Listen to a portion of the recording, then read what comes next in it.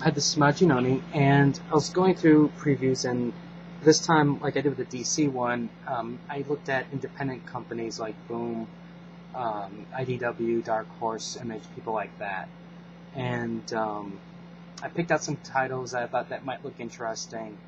Keep in mind, this is in no way, shape, or form saying that these books are going to be incredible stories that are going to increase in value in thousands of percents. I'm just saying that they could be potentially interesting. I'm going to keep my eyes out on it. And when they come out in October, if something does really appeal to me at that time, I might pick some of these up, or at least I'm going to look for the trades. First up is Stan Lee's from Boom Studios. He's doing a new superhero line. The first one is called Soldier Zero, and with Stan Lee, I think this is going to be hit and miss. You know, on one hand, I'm thinking he might be out of touch to what we want today as a superhero book. But on the other hand, it's by Boom. It's going to be a little bit more maybe mature versus like a Marvel or a DC. So who knows? This might actually be halfway decent. Plus, you know, Stan's kind of old, and there's no way he's really going to be writing all of this stuff. He's basically doing some concepts, and then Boom is going to take it from there. So we'll see how this turns out. Next up is Warlord of Mars, and there's only one real reason why most guys would be interested in this book. Next up is Aviator. Or, sorry, Aviator. Whatever. Basically, this is going to be by Radical Comics, and it'll be out in October. It's a 6-issue miniseries. Now, what's really appealing to me is it's by the creators of the Saw franchise, Mother's Day, Repo, the Genetic Opera. And it's a supernatural story, and it's basically a story of like brutal murders that happened in the house. Basically, a family got wiped out, and the real estate agent has to go in there and clean it up and figure out what they're going to do with the house. And craziness is going to happen. So this is definitely going in my box. Come October, you'll definitely see a review on this one. I'm hoping this actually turns out to be really good. Now, for the next series of titles, I'm kind of like torn with these. On one hand, I like some of the concepts of the characters, and on the other hand, the last time we saw them, they just kind of fell flat. Part of it was because of the artwork, part of it was, I think some of the storytelling just kind of fell apart, but we'll see what happens. The first up is Taurus, Son of Stone, #1. It's written by Jim Shooter. Now, take it or leave it, this is either going to be a love or hate. Some people love him, some people hate him, especially what he did with Marvel. I think he has some interesting ideas, but I'm not sure if he's the right person to do these series. So this one I might give me look for a trade because I really like the dinosaur angle. Then there's Dr. Solar. This is already #3, so #1's already out. This one I actually picked it up and put it back down. At least I think that's what I picked up and put back down. I'm going to wait for a trade and see what. I'm going to talk to the comic store, see what they say, the employees. Next up is Magnus Robot Fighter. Same thing. I really love this cover. I love the concept of Magnus, but it just fell flat the last time. It never really caught my attention. So we'll see what happens this time around. Next up is Hellboy, Beasts of Burden. How can you really go wrong with Hellboy? And this is a one-shot. The one thing about Hellboy that pisses me off is I don't buy enough of it, because I really do like Hellboy. I think the Hellboy character is interesting. I think the stories are very interesting, especially when they deal with the fairy tales and mythologies and things like that. So eventually I'm going to be I do pick up trades every now and then. So Hellboy, definitely. That's a definite buy. Now, I'm putting these next couple books down for just two reasons. One is it's Halloween, so it's great Halloween-themed comics to read. And two, it's by IDW.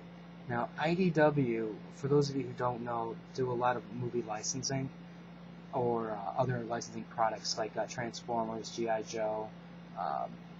They do like True Blood and a couple other books that are just slipping my mind.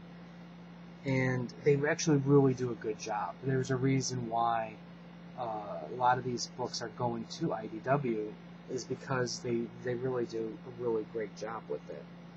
And I think with Silent Hill, this might be one of those that, you know, I'm definitely going to buy this one, at least the first one. And the next one, which this is more of a novelty item for me, is Motel Hell. I remember seeing trailers for this movie that just freaked me out because of the pigs and whatnot. So I'm really tempted to get this one. I think what happens is when this one arrives in the store, I'll probably look at it and see if I get it from there. Next up, and this is as a side note, you guys really should get Bloom County. Bloom County is awesome comics. I mean, they're basically, for those of you who don't know, it's they're like Bloom County was a part of a newspaper strip, and it was basically social commentary, but Bloom County was awesome. And now, I'm really curious about these, the Classics Mutilated. I'm curious but not curious at the same time because of the price tag. Basically what it looks like they're doing is they're doing something like they did with Pride and Prejudice and Zombies, where they're taking classic storylines and they're changing it up, you know, making it monster-like. So I'm really curious to see what they're going to do, but I'm not happy with the price tag, in that, you know, you have $16.99 and $24.99. Granted, it's the price of a regular trade paperback, but the problem here is, with like a regular trade paperback, I kind of have some issues that I can scan through ahead of time to see where this is going to go. And this is just coming right out the bat saying, here it is. So what I might do with this one is wait for some reviews to see if it's any good, and then go to maybe like In Stock Trade or Amazon, and buy it there at a discount. Now, next up is Top Cow. Now, the one reason why I'm doing Top Cow here is because this is pilot season. And this is the time where, if you remember, Top Cow puts out some titles, and you guys vote on it to see which one actually gets the ongoing series. So, I think these are definitely going to be worth a look at. What the sad thing is, they're still $3.99 for a pilot issue, so it's like, it's not really encouraging me to want to buy all of them. First up is Crosshair. And Crosshair is basically a CIA assassin who realizes suddenly that he is actually like been hypnotized or brainwashed to kill the president. And basically what he has to do is he has to figure out what's the trigger word that's going to cause him to change into this killing machine, and you know, figure out who did it, and you know, things like that. Now, I'm going to skip this one. I'll be honest. There's no women to buy this. This is going to be either it's going to be one of those books that's going to end because it's going to be canceled because nobody's going to buy it, or two, it's going to just go on forever and not get to the point. So this one, honestly, for me, I'm going to pass. But because it is a pilot season book, I thought I'd still, you know, represent it. Next up is The Asset. Basically, people meet on Match.com. Girl meets boy. Girl tries to get boy killed. That's that story in a nutshell. Again, this is going to be a skip. If this was $1, I'd buy both of those two issues. This, $3.99.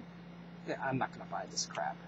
But I thought I'd let you see, again, this is pilot season, so I'd be like, hey, you know, this is what this is what else is out there. Next up is Days from Hell, #1. Now, I'm not sure about this one yet. Basically, it's a mercenary type guy, and he becomes like the devil's executioner type person,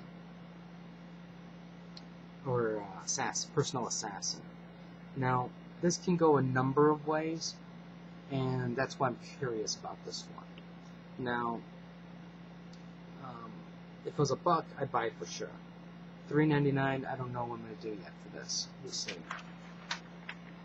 And last up is Midway Earth. Now, I'm stacking my cards on this one. It's written by Mark Silvestri for number 1. Number 2, you got aliens, and they're trying to take over the Earth, so that means there's going to be massive battling. So, I think overall, this is going to be the one that's going to be most entertaining. Because alien invasion, guns, things explode. How can you go wrong with that formula? You can actually let it go on for a while. I can see a potential ending to this. And I think as long as they do, depending upon how they write it, I think this actually has the greater chance to actually finish. And they'll probably tie it into some other stuff later on. But anyways, this is those are the books that I think look kind of interesting. Let me know what you think. Tell me, is there anything I missed that you guys know of that's coming out? Or which of these books actually looked interesting to you? I should be getting my Marvel book, so I'll have Marvel in there. And I'm also thinking about doing a toy statue one too. So if you're interested in toys and statues, let me know. Subscribe to the channel, and I'll have more reviews up